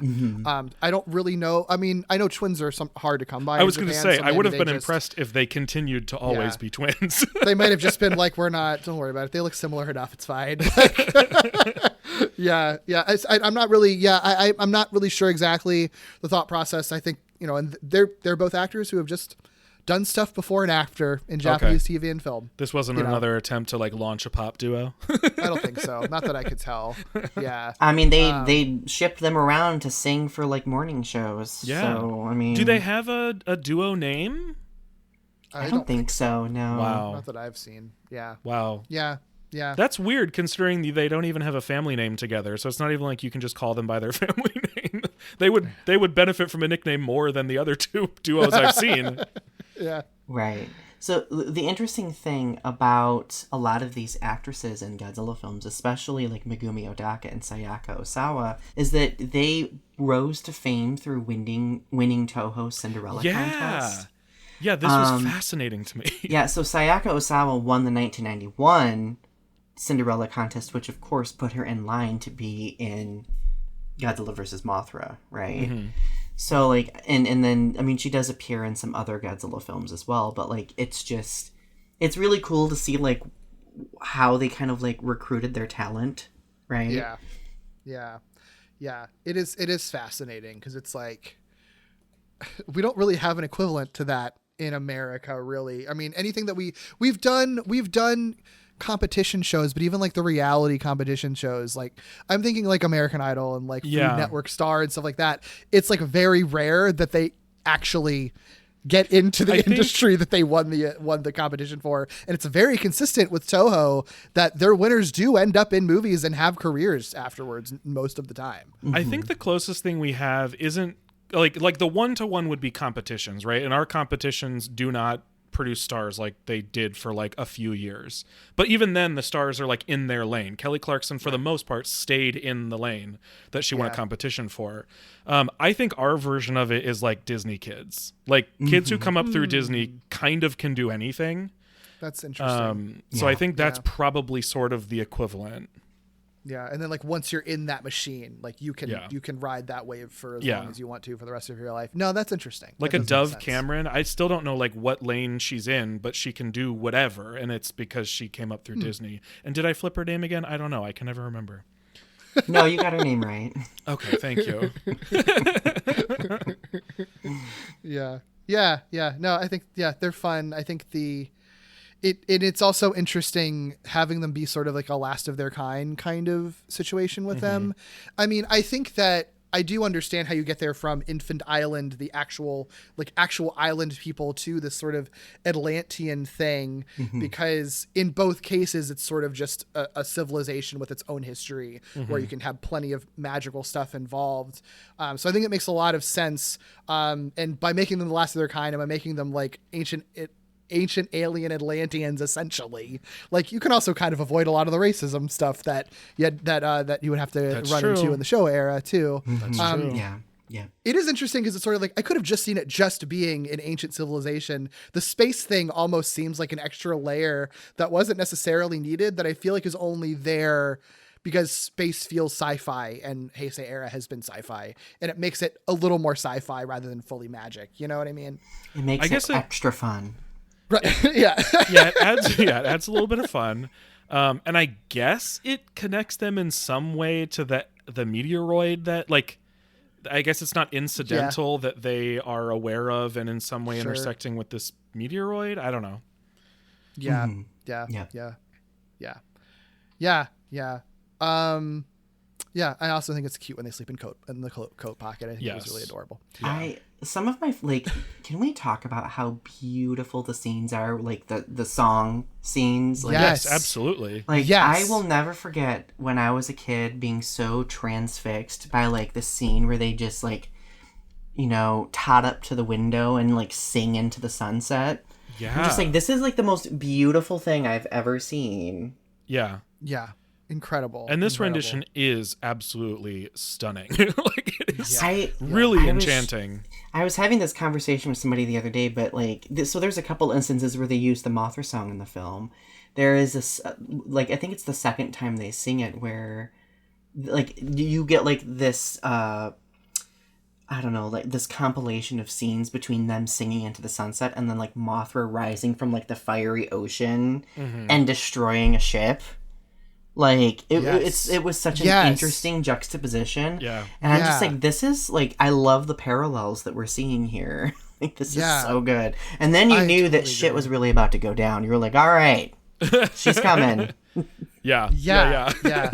Anytime they have a darker rendition of the beautiful Mothra music, it's still beautiful, but, like, I agree with you. The juxtaposition is so cool. Yeah. I love how they use that. Mm-hmm. Yeah, all the music, every bit of Mothra music in this movie is great. Yes, A+. Some random things, cameo stuff. Akira Takarada, of course. Ogata shows up in a small role. Susumu Kurobe, the original Ultraman, shows up again. Oh my god, always showing up in these movies.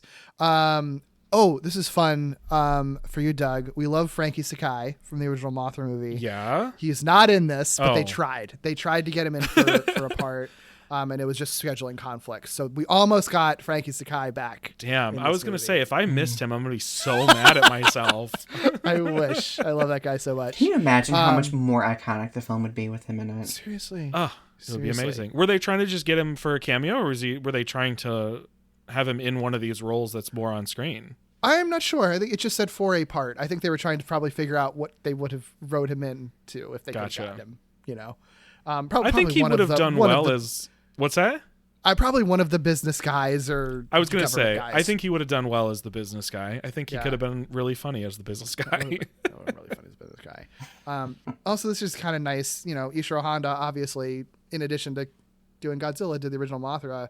He did visit the set of this movie while they were filming it, but then he died a few months afterwards. I think this was the last Godzilla set. Oh, wow. He got to visit. So, which feels kind of fitting because both Mothra and Godzilla were kind of his babies. So, did he speak on it at all? Did he have thoughts? Not that I had found, but you know what? I did not look through his biography when I was looking through this. So if there is any quotes, sure. I just think it would have been a natural it. Place to research for this movie. Yeah. No, so I don't. Yeah, I'm not sure if he'd spoken on that or not. Actually. Yeah. What else do y'all want to talk about in this movie? Go anywhere. We can go anywhere. I think the end of the film is really interesting. And it doesn't often get celebrated very often. Ooh, speak on it. Well, like, just, I mean, obviously there's, like, this huge harrowing battle, which ends up being, like, one of the longest battles in, like, the Godzilla franchise. Yeah. At an amusement park, too, which Ferris is such a wheel fucking... throwing, it was... God. It was kind of wild. Yeah. No, totally. And it continues to follow the trope of, like, of carrying Godzilla across the ocean and, you know... I love it. dropping him in the ocean. But, like, I thought the ending scene was a very interesting callback to the original Mothra, right? Yes. Like, Mothra's at the airport. They give, like, the Cosmos go back, but then you get, like, this exposition, like, this final takeaway from the Cosmos and Mothra before she leaves for space. Because one of the interesting things about this film is I think that they really do a good job like developing the motivations of each of the kaiju characters. Like Mothra has her own motivation, Batra has a motivation, Godzilla is just angry. Yeah, I don't know about Godzilla. Godzilla's just angry in there. Godzilla's pissed, and that's motivation enough. Yeah, That's true. He's just mad. But like just this exchange that Mothra and Batra have, where Mothra promises him to like carry on that torch, and then like the final scene being Mothra leaving the planet to save the world again. Oh, yeah, that's bad for the Earth for Mothra to leave, but I support it. I support what she's doing. Yeah, I don't believe in God, but I believe in Mothra. She's out there saving us. It is interesting though, because I think they do a really good job at communicating those monsters' motivations, and like when Mothra and Batra are sort of making this agreement without necessarily having the humans spell it all out. They obviously do have humans sort of supporting it, but you know, there are other Godzilla movies where the humans are just either one-to-one translating what they're saying, or it's sort of awkward. Like, I think Godzilla might be saying this. In this one, I think because, like you said, Donnie, I think they set up their motivations very well with the sort of early exposition, that you can kind of figure out what's going on, and then just by their actions, and like, oh, Batra saved Mothra from the Ferris wheel falling on her. Whatever she said to him has come through, and now they are friends and they're teaming up. Like, yeah. They communicate that stuff really, really well in this movie, especially considering like Batra and Mothra like don't have faces that can make emotions. Like, that's a pretty amazing that they're able to do that. Yeah, this is probably one of my favorite, if not my favorite, sort of handlings of the monsters communicating and us understanding it, because you know, like I criticize pretty heavily like the the one where people are just translating directly for them. Yeah. And so this is like perfect. Like, you know what they're saying, but they're not being too literal or one-to-one about it. Right. And I think part of that is the Cosmos or the Shobijin. Typically, it feels really natural for them to speak on behalf of Mothra or speak with Mothra. I think they could have even taken it further, like we said earlier, with Mickey.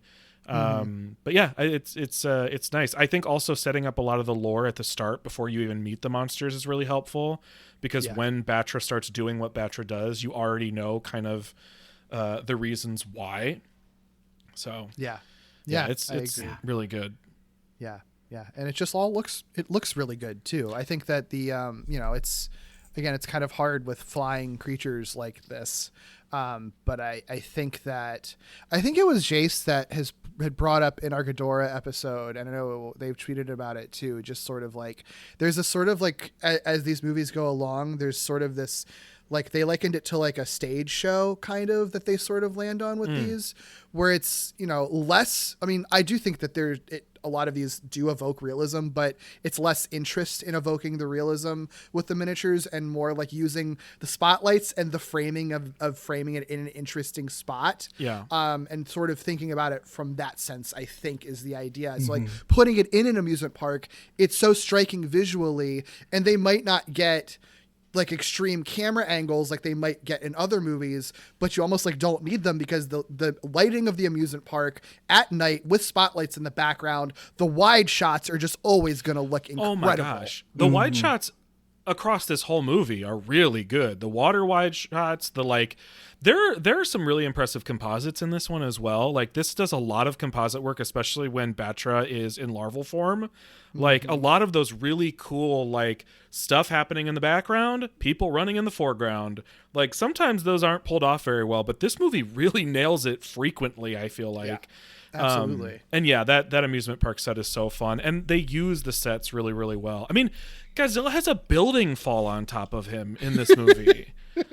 And a freaking Ferris wheel fall on top of him in this movie. I'm fairly sure this is the first movie where any of that happens. Like, which I don't remember. Probably so. I don't remember a building ever falling on Godzilla before this. But like, I think that this film really kind of like challenged a lot of like traditional things we would see in Godzilla. Like, we've never seen like an aerial battle to this extent.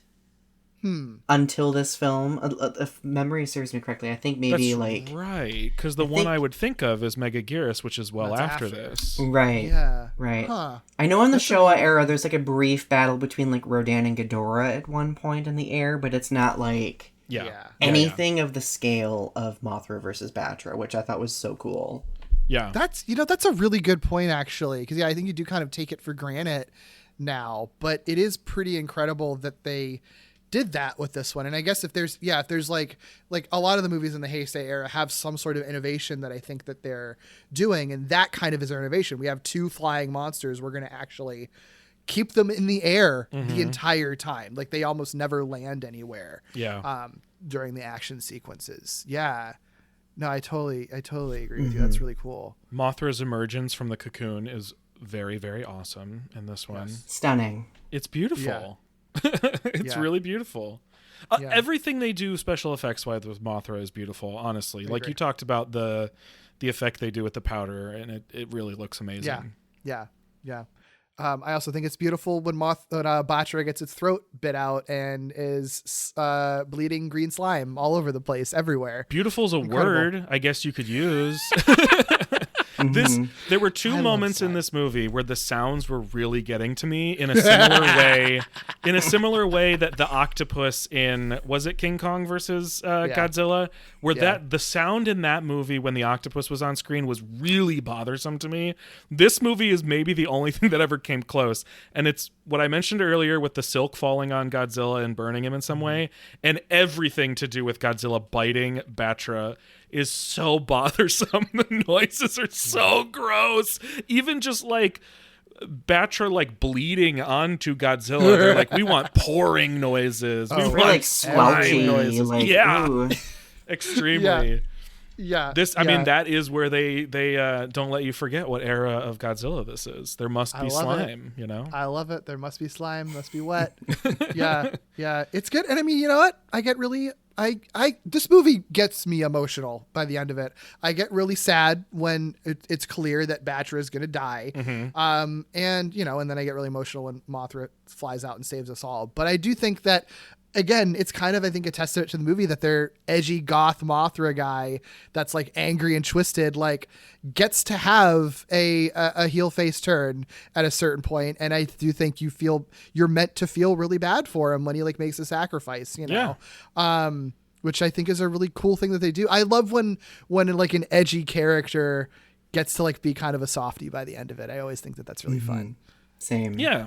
Because I think it's sort of the angry character who like learns to not be so angry or embrace it and do it, direct it somewhere else, direct it towards saving your friend instead of destroying the earth. Yeah. And I know with the actual ending that we get when they get dropped into the ocean and then Mothra like seals it with magic or whatever, which I think is fun in like kind of an anime way. It's I'm totally fun down with it.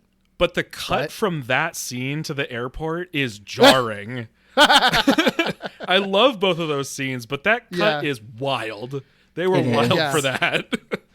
But sorry, you were about to say something nice. I think it's actually interesting because I think it actually ends up making more sense because the original ending for it, as it was sort of scripted, it was going to be a really similar case, but I think it was essentially going to be like that area was basically on the ruins of the ancient city, and then you would see like Stonehenge looking structures that Godzilla would basically be trapped in, rather than it just being like a random sealing power that Mothra has, which I think is sort of fascinating. I think they just dropped it because of cost, because they'd have to build all that stuff. But I don't know. I just think that's kind of cool, like a way that they would have sort of wrapped it back around to the ancient civilization stuff at the end. Yeah. Oh, can I tell you something about having seen this for the first time and not knowing what was about to happen? Yeah, please. When Godzilla and Batra fall into the like space between the tectonic plates into like a bunch of magma or whatever. While the fishes happens and then they're just gone for a while. I was like, so they're just not in the movie right now, right? Like I had to wrap my head around that. And it makes sense because this movie does that well, where it's like we're gonna put these two things aside so that we can address this other thing that's happening. And I think they do it well, but it's so significant that they are falling into this thing. And at one point, I think it is Mickey who says Godzilla is becoming like magma or becoming one with the magma or something to that effect that she says. And I don't know all the Godzillas yet, but I do know that I have seen one that looks significantly different and looks maybe kind of on fire. And I was like, am I going to finally see the Godzilla that looks like it's maybe on fire. And I was fully expecting some sort of transformation out of this volcano. I thought it made perfect sense. And they said, no, Doug, you'll have to wait. Yeah, You'll absolutely be waiting. Yeah, it's going to be a I was while. so excited. Everyone gets to transform except Godzilla. That's amazing. I think another scene we don't really celebrate enough is the Mount Fuji eruption scene. Yeah. It was, again, I'm going to go back to like the juxtapositions and parallels I was mentioning earlier with Absolutely. like Mothra, right? But like them panning between that scene of like Godzilla emerging in this hellfire to like Mothra transforming and like beautifully, like it was like so stunning to see like them switch between the two. But like Godzilla seemed really like, I was scared. Like I was like, this is kind of terrifying.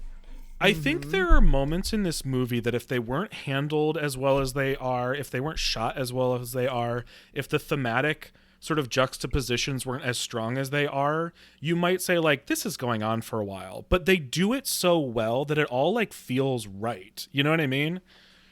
Yeah. Yeah, you feel the gravity of it, I think. Yeah, exactly. I think that's a perfect way to put it. Yeah. Totally agree. Anything else you all would like to talk about with this movie? I was surprised there wasn't more Indiana Jonesing after the beginning of the movie. Not that I necessarily am saying I needed it. I'm just surprised that there wasn't more. Yeah, like they have that and then the rope bridge fall. Yeah. Oh my God, the rope bridge fall.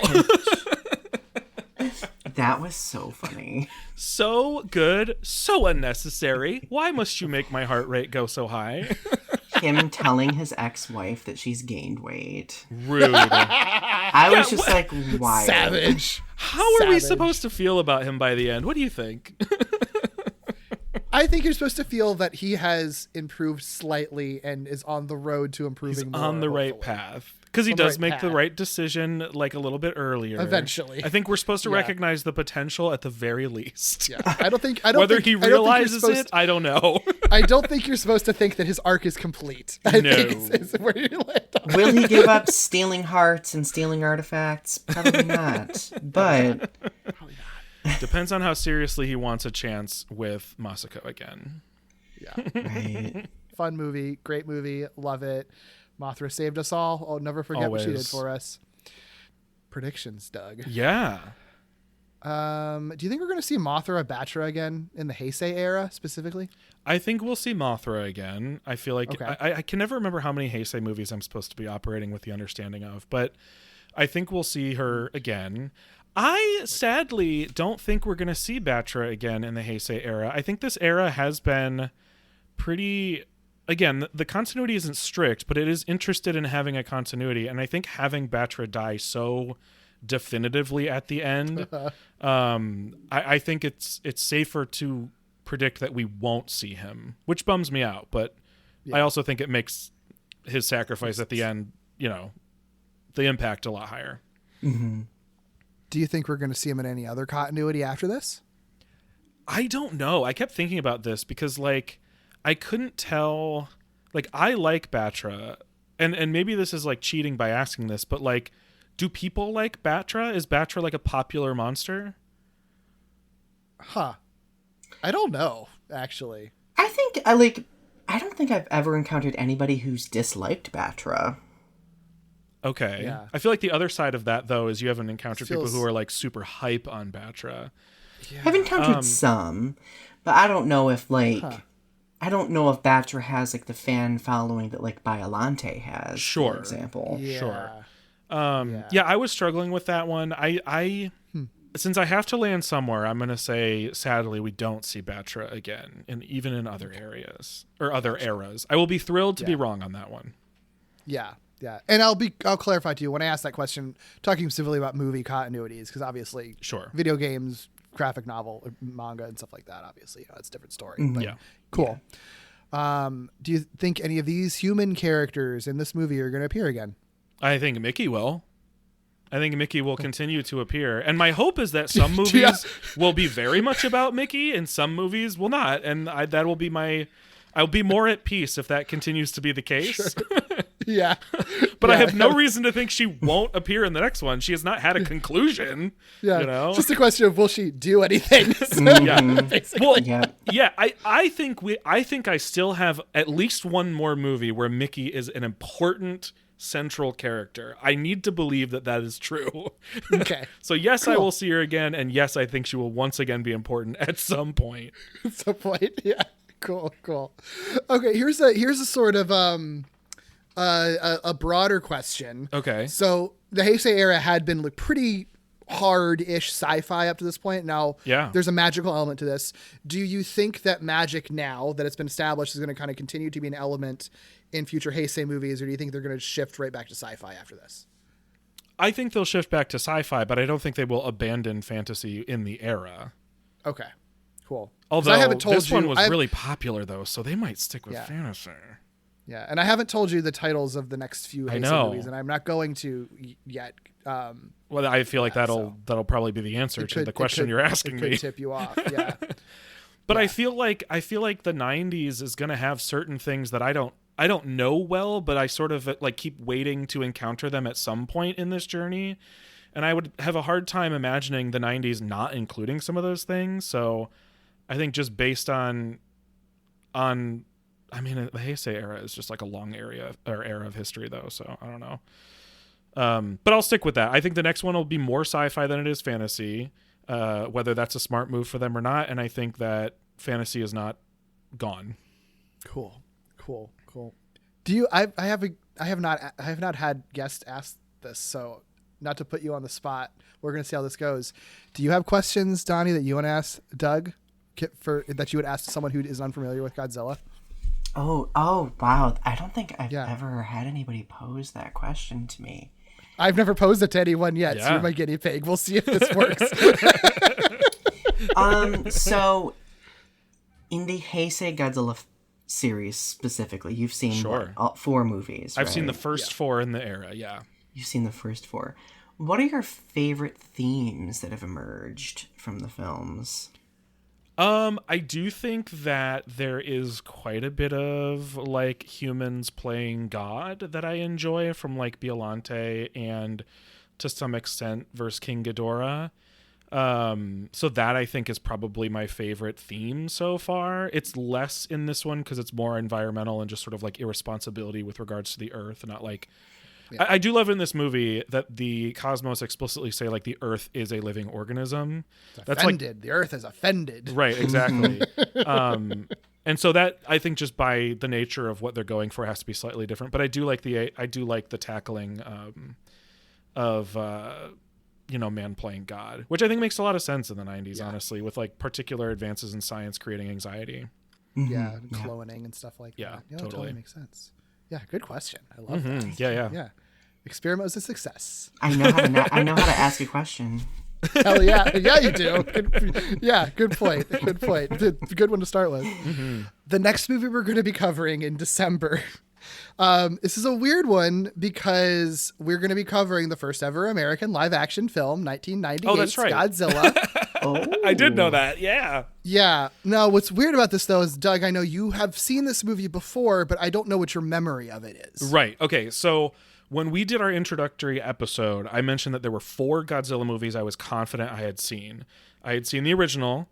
I'd seen 1998. I'd seen 2014, I think. Yes. That tells you how much memory I have of it.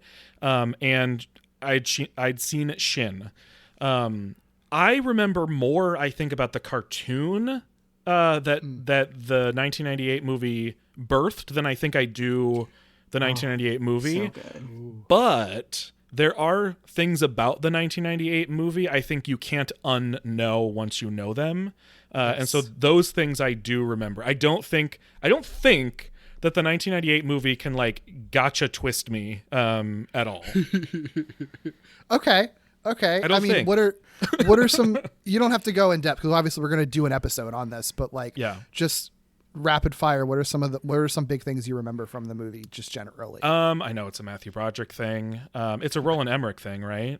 It is. I know that it's in New York, so it's Godzilla in New York. I know that the monster design is crazy, and I can't wait to like finally see it again, like properly, because I've been avoiding going back and like really looking at it, because I wouldn't be surprised if when I finally see it again, my reaction is like, that's a cool monster, but and I do believe, if I'm not mistaken, this is the Godzilla that is able to like biologically change its sex in order to asexually reproduce, right? This is the Godzilla that they eventually refer to as she, because it gives birth, I think, or lays eggs or something like that. You'll find out. Or has the ability to, I don't know. You know what my fondest memory of the film was? What? Maria Patillo's hair. Ooh, I can't wait. You know what?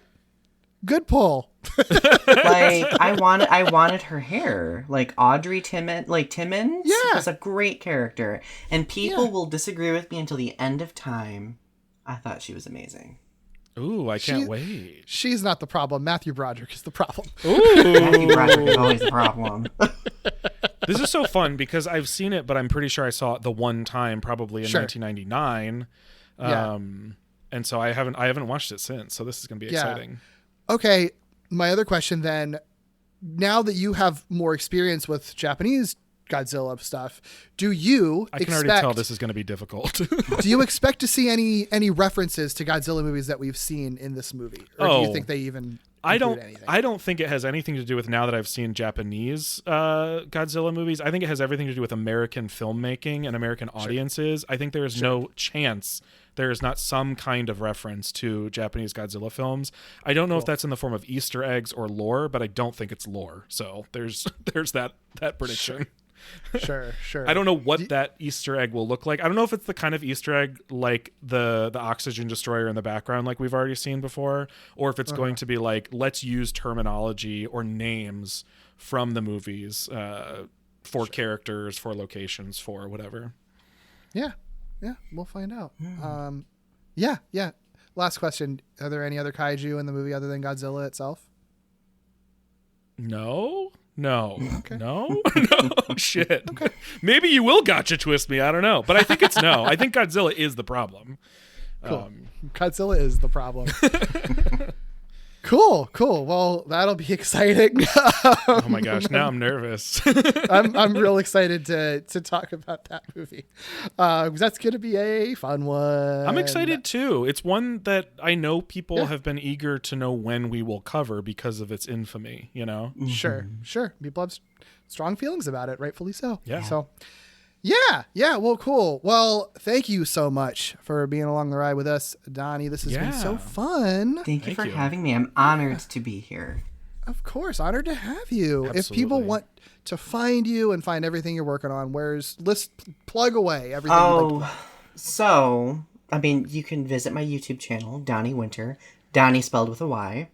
You can find my podcast, Growing Up with Godzilla, there. You can find it on other streaming services as well.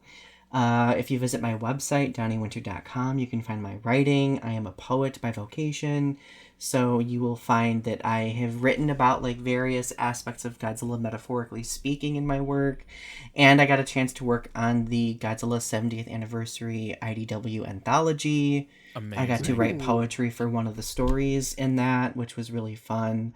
So definitely check that out if you're able. Yes. Heck yeah.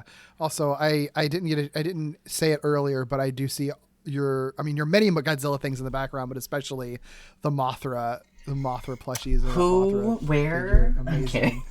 So good. Oh my gosh. I'm like maximizing the window now to see. A lot of Mothra stuff. Yes. I love it, as you should. Well, if you'd like to find other queer creators to talk about media, check out the Glitterjaw Queer Podcast Collective at glitterjaw.com. You can follow on Twitter, Facebook, and Blue Sky at Glitterjaw, and on Instagram at GlitterjawPods. One thing that I want to call out is that we have a new podcast called The Q Division that is out this month, which is very similar to Screonk, but in that case, it is Gavin and Chels going through the James Bond filmography, and Gavin's a big fan, and Chels is new to it, just like Doug and I's dynamic. So that, I believe the introduction episode is already out now, and then I think their first episode is out later this month, I believe, but you can check out the feed now and check it out at glitterjaw.com.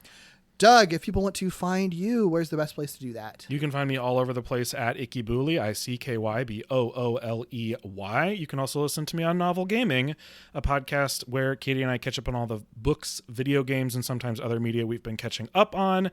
And you can listen to me weekly with Derek, deep diving into every Spider-Man cartoon ever made on Walloping Web Snappers. What about you, Derek? Sure, you can find most places at Derek B. Gale. My other podcasts, other than the ones Doug mentioned, are Gimmicks, which I do with my co-host David, where we look at high concept and experimental and structure-breaking gimmicky episodes of television, and also Lee Carvalho's Potting Challenge, which is a podcast I do with my friend Tommy, where we look at the Simpsons tie-in video games, as well as pop culture history and video game history and Simpsons history. Also, I'll plug, this is a weird one to plug because it's technically a thing that's already happened, but might still be going on. Since November 3rd is Godzilla Day, and so Godzilla's month. We'll just say that it's Godzilla month. I did have a Tokusatsu Thursday stream that would have already happened by the time the episode comes out. But I can't imagine it won't be restreamed at certain points because it is a Godzilla themed Tokusatsu Thursday. And if you don't know what that is a stream that I do on the Sci-Fi Explosion stream with my partner Chris. And we get together and stream a bunch of Tokusatsu content. It's usually episodes of Toku shows, as well as clips and Japanese commercials and any fun music videos and things we find. With Godzilla themed ones, all the episodes are episodes of Toku shows where either Godzilla guest stars in, or they use the Godzilla suit in, or it's an obvious Godzilla ripoff or parody or homage. Along with a bunch of clips from behind the scenes Godzilla things and lots of Godzilla commercials, of which there are hundreds that exist. So definitely gonna be fun. That Toku Thursday will have already happened, but Chris restreams those all the time, so I'll make sure that he restreams it throughout the month, so people listening can go on and find it. Follow me on social media if you want to get updates on when that's restreaming, or just go to twitch.tv/sci-fi explosion, subscribe to his feed, and then you'll know when he restreams it if you want to find it. So gonna be a fun time. Also, these are the longest plugs ever. Join our Patreon at patreon.com/wallopingwebsnappers. Of course, that's the name of our Spider-Man podcast, but that supports everything Doug and I do together. We do have Godzilla bonus episodes on there periodically. This month, we do have one that will be coming out later in the month that's going to be covering the Marvel Comics Godzilla run. We're going to cover the first 6 issues of those with a guest as well. So check that out on our Patreon. Also, check out our Discord. We do have a link to that in the show notes, and we have a Skrionk channel for that. Email us at skrionkpodcast@gmail.com. Rate, review, subscribe on all your podcast platforms. You know the drill. And next month, we're ending the year in New York City in the old US of A on December 13th for America's infamous take on the radioactive dinosaur, or iguana, in 1998's Godzilla. Woo! See you then.